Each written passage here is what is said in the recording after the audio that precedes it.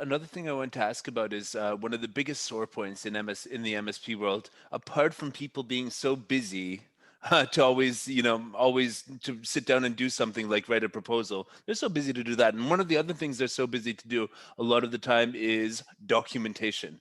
So in your proposals, how do you build in the whole thing of documentation and how you communicate after with the client and how you get it into the systems of the MSP afterwards and make sure that because I find that project engineers, you hear stories all the time that they don't actually document what they did on site. They don't document this. And it's probably because they don't feel they have the time for it. So Correct. how does documentation Correct. factor into So what I've you do? seen they don't like to do it. They don't have the time to do it. Those things come up all the time. But so I always tell MSPs documentation is part of the service process. Therefore, it has to be billable to the client. So Of we course build it it into is. our Yeah. proposals. And even more importantly, the rest of, MSPs work together as an entire company, an entire team to support the same client.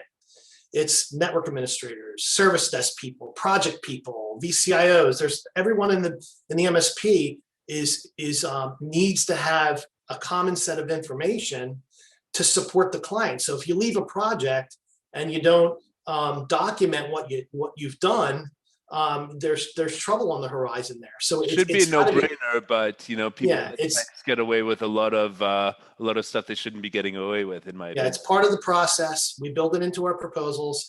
That's usually in the optimize phase where we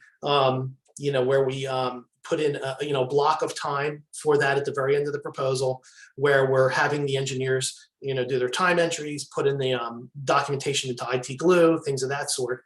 But extremely important. I'll tell you a funny story, and Zoran, you might have recognized this in the past, but you go out and you finish a project, you don't document it, and then the service desk starts to get their first calls, and they change back to original state what you just fixed, what you just changed because of the project you were working on. Oh, And oh my God, that happens quite often if you don't document. So, and then they even go and they change things and they forget to document it, and then it just becomes a cycle of who's doing what anymore, yeah. who's on first.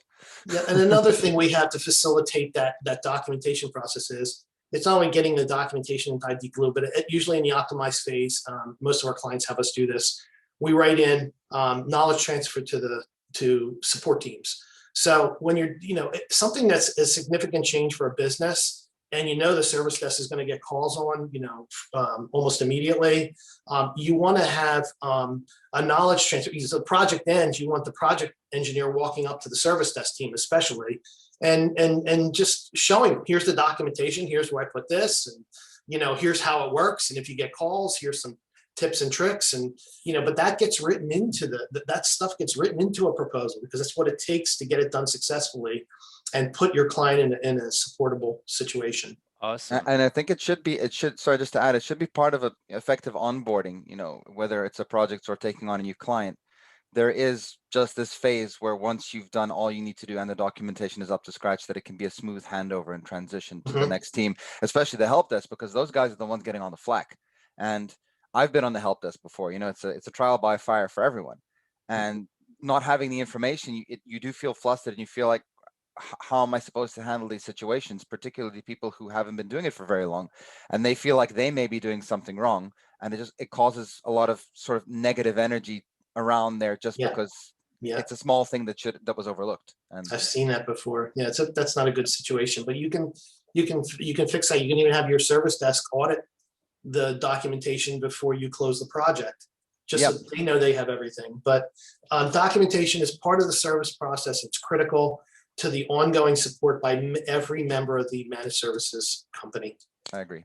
Yeah, because I feel a lot of the time, like with projects and stuff like that, and when sales teams are involved, there's just always this impetus on sort of like making the sale, and then they don't really think of the operational little bits and bobs that need to happen after that and need to happen smoothly if things are going to actually be a long game success.